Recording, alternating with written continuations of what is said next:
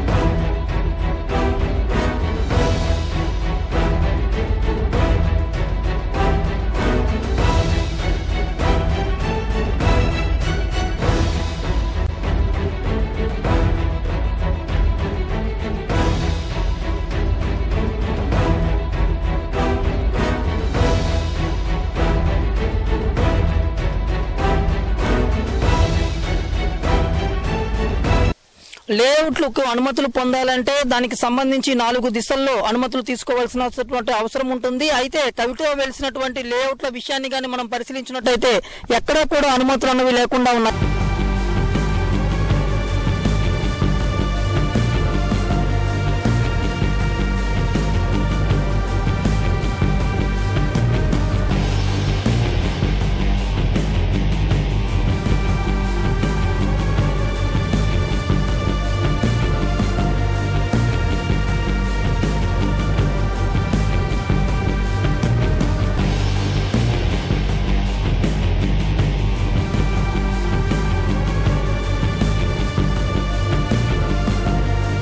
ఇప్పుడు ప్రస్తుతం ఒక లేఅవుట్ కు సంబంధించినటువంటి ప్రదేశంలో ఉన్నాము. ఈ లేఅవుట్ దాదాపు 4 ఎకరాలకు పైబడి విస్తీర్ణంలో లేఅవుట్ ను ఏర్పాటు చేయడం జరిగింది. అయితే ఈ లేఅవుట్ కు సంబంధించి ఎలాంటి అనుమతులు కూడా తీసుకోలేదని చెప్పి పంచాయతీకి సంబంధించినటువంటి ఈవో చాలా స్పష్టంగా చెప్పడమే కాకుండా దీనికి సంబంధించి నోటీసులు కూడా ఇష్యూ చేయడానికి పంచాయతీకి సంబంధించినటువంటి అధికారులు సిద్ధమవుతున్నారు. వాస్తవంగా లేఅవుట్లకు సంబంధించినటువంటి విషయాన్ని గాని మనం పరిశీలించినట్టయితే ఎవరైనా లేఅవుట్ గాని వేయాలనుకుంటే ముందుగా వ్యవసాయ క్షేత్రంలో ఉన్నటువంటి భూముల్లో లేఅవుట్లు గాని వేయాలనుకుంటే దానికి నాన్ అగ్రికల్చర్ ల్యాండ్ గా కన్వర్షన్ చేసుకోవాల్సినటువంటి అవసరం ఉంది. ఈ మేరకు దీనికి సంబంధించినటువంటి దరఖాస్తును ఆర్డీఓకి చేసుకోవాలి. ఆ తర్వాత అక్కడ నుంచి కొంత మొత్తంలో కూడాను అమౌంట్ ను పే చేసిన తర్వాత అగ్రికల్చర్ ల్యాండ్ ని నాన్ అగ్రికల్చర్ ల్యాండ్ గా కన్వర్షన్ చేస్తూ ఆర్డీఓ ఉత్తర్వులు ఇవ్వడం జరుగుతుంది. ఈ నేపథ్యంలోనే ఆర్డీఓ ఉత్తర్వుల తర్వాత లేఅవుట్ కు అనుమతులు వచ్చిన తర్వాత పంచాయతీ నుంచి కూడాను దానికి సంబంధించి అనుమతులు తీసుకోవాల్సినటువంటి అవసరం ఉంటుంది. అంతేకాకుండా ఈ లేఅవుట్ల విషయంలో ప్రభుత్వం జీవో చాలా స్పష్టంగా ఉంది. ఏదైతే లేఅవుట్ కు సంబంధించి భూముల్లో ఈ ఇళ్ల నిర్మాణాలకు సంబంధించి లేఅవుట్లు ఏర్పాటు చేయడం జరుగుతుందో ఈ లేఅవుట్లు ఏ ప్రాంతంలో వేసి ఉంటారో ఆ లేఅవుట్లకు సంబంధించి 10% భూమిని కూడాను పంచాయతీకి ఈ లేఅవుట్ చాలక ఓనర్లు అంగీకార పత్రంగా ఒప్పంద పత్రం కుదుర్చుకొని మొత్తం లేఅవుట్ విస్తీర్ణంలో 10% భూమిని పంచాయతీకి కేటాయించవలసి ఉంటుంది.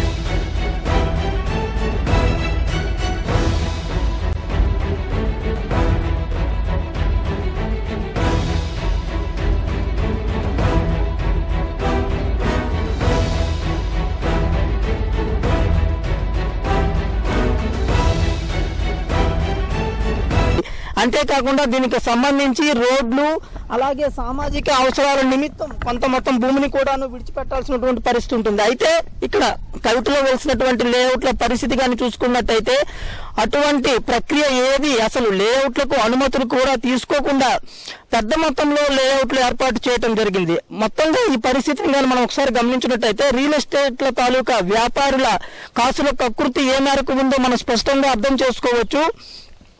ఎందుకంటే ప్రతి ఒక్కరు కూడాను సొంతింటికి కట్టుకోవాలి. సొంతింటి నిర్మాణం అన్నది ప్రతి ఒక్క సగటు మానవుడి తాలూకా కళ, ఒక ఆశయంగా చెప్పుకోవాలి. అలాంటి ఆశయాన్ని, అలాంటి ఆలోచనలు రియల్ ఎస్టేట్ వ్యాపారులు తమ వ్యాపార సామ్రాజ్యాన్ని విస్తరించుకోవడానికి, డబ్బులు సంపాదించడానికి అక్రమ మార్గాలను వెన్నుకుంటున్నారు. ఈ నేపథ్యంలోనే పెద్ద మొత్తంలో అక్రమ లేఅవుట్లను ఏర్పాటు చేస్తున్నటువంటి పరిస్థితి ఉంది. ఒక ఇచ్చాపురం నియోజకవర్గంలో ఒక మారుమూల క్షేత్రంలో ఉన్నటువంటి కవిటి మేజర్ పంచాయతీలోనే దాదాపుగా 10 వరకు అక్రమ లేఅవుట్లు ఉన్నాయంటే మిగతా మండలాల్లో పరిస్థితి ఏ విధంగా ఉందో మనం ఒకసారి అర్థం చేసుకోవచ్చు.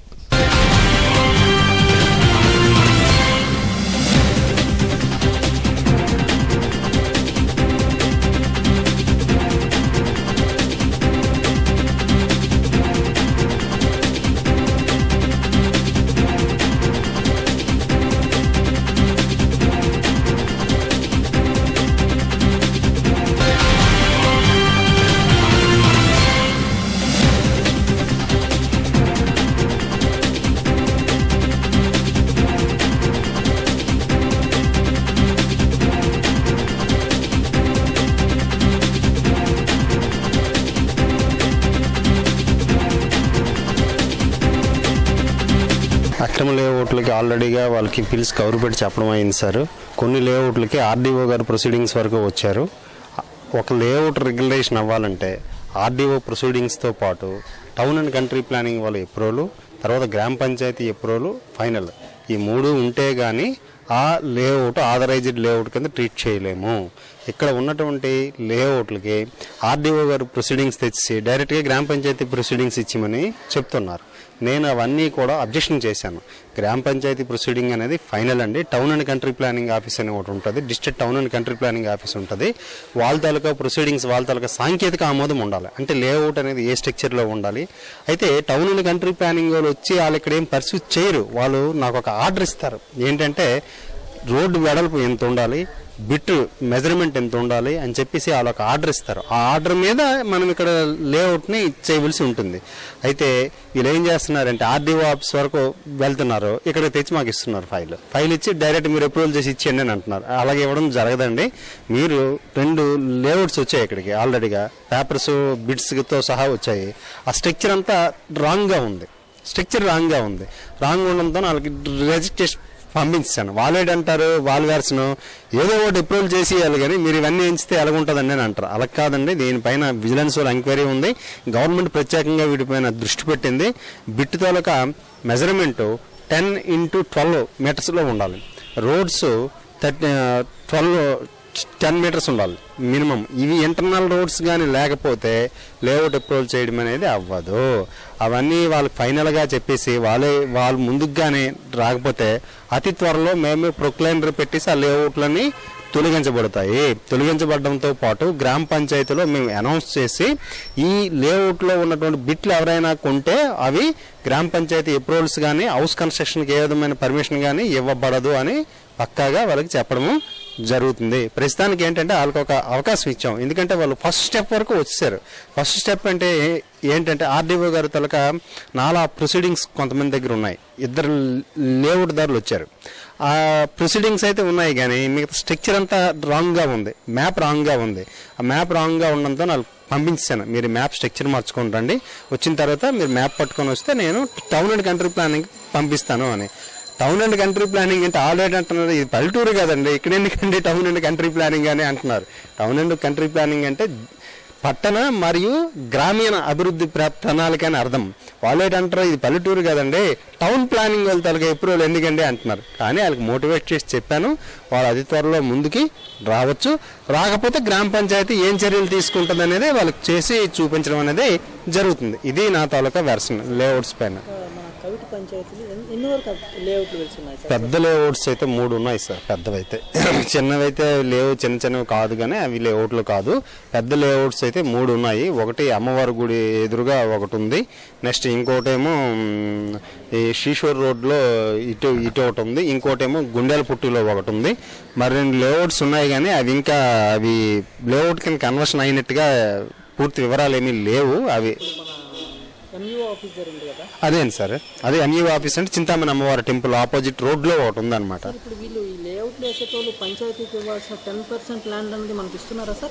10% ల్యాండ్ కాదు కదా, లేఅవుట్ అనేది ఇక్కడ ఏం చేస్తున్నారంటే పొలాన్ని స్ట్రక్చర్ కింద గీసేస్తున్నారు, అమ్మేస్తున్నారు సార్. ఈ ప్రజలకి వీళ్ళకి తెలియదు, అవగాహన లేదు. వీళ్ళకి ఏంటి కొనాలి ఏంటి కొనకూడదు అవగాహన లేకపోతే ఆడు మంచి బిట్లు వేసాడు అక్కడ బిట్టు కొనిద్దాము అని తొందరపడుతున్నారు. కానీ దానికి లేఅవుట్ అప్రూవల్ ఉందా, లేదంటే town and country planning approval ఉందా, నాలా ఫీజు కట్టారా, లేకపోతే కన్వర్షన్ ఫీజు కట్టారా, గ్రామ పంచాయతీకి 10% సైట్ విడిచిపెట్టాలి, అవన్నీ విడిచిపెట్టారా. ఇంకా ఫైనల్గా కావాలంటే కలెక్టర్ అప్రూవల్ కూడా అవసరమే, కలెక్టర్ గారి అప్రూవల్ కూడా అవసరమే. ఎందుకంటే అక్కడ డెవలప్మెంటల్ ఫీజెస్ వేయాలి అంటే రేపు అక్కడ రోడ్డు కావాలన్నా, ఒక నాలా కావాలన్నా, లేకపోతే స్తంభం కావాలన్నా, ఎలక్ట్రిసిటీ పవర్ ఏదైనా కావాలన్నా డెవలప్మెంటల్ ఫీజెస్కి కలెక్టర్ గారికి అధికారం ఉంది. జీవో నెంబర్ 67 ప్రకారము కలెక్టర్ గారేమో ఈ లేఅవుట్కి ఇంత డెవలప్మెంటల్ ఫీజెస్ వేయండి అని కూడా చెప్తారు. అదనమాట. ఈ 4 ఉండాలి. ప్రస్తుతానికైతే లేవు వాళ్ళ దగ్గర. ఓన్లీ ఆర్డీఓ గారి ప్రొసీడింగ్స్ వరకే వచ్చున్నాయి. మిగతావి త్వరలో వస్తాయని నేను ప్రయత్నిస్తున్నాను. రాని పక్షంలో వాళ్ళు తేని పక్షంలో నేను ఏ యాక్షన్ తీసుకుంటాను అనేది కూడా వాళ్ళకి చెప్పాను ఆల్రెడీగా. మొత్తం ప్రొక్లైన్ పెట్టేసి దున్నించేసి ఇది అనాథరైజ్డ్ లేఅవుట్ అని చెప్పేసి బోర్డు పెట్టేస్తాను, తప్పదు. అయితే ఆ పరిస్థితి వరకు ఎందుకు ఆల్రెడీ బిట్లు వేసి కస్టమర్ పోతున్నాడు. ఇప్పుడు మాకు లేఅవుట్లో 10-15 ప్లాన్లు వస్తే నేను ఇది అప్రూవల్ చేయలేను బాబు అని చెప్పేసి వాళ్ళకి రిటర్న్ చేసి పంపించాను. అమ్మేస్తున్నారు సార్, ఆల్రెడీ బిట్లు వేసి అమ్మేస్తున్నారు. అమ్మేసి ఉండడంతో కస్టమర్ లాస్ అయిపోతున్నాడు. వాళ్ళకి లాస్ లేకుండా వాళ్ళ మెడలో ఉంచైనా లేఅవుట్లని అనాథరైజ్డ్వి ఆథరైజేషన్ కింద తెచ్చేటట్టుగా నా సాయశక్తిలో ప్రయత్నిస్తాను. అది తప్పనిసరిగా జరుగుతుంది.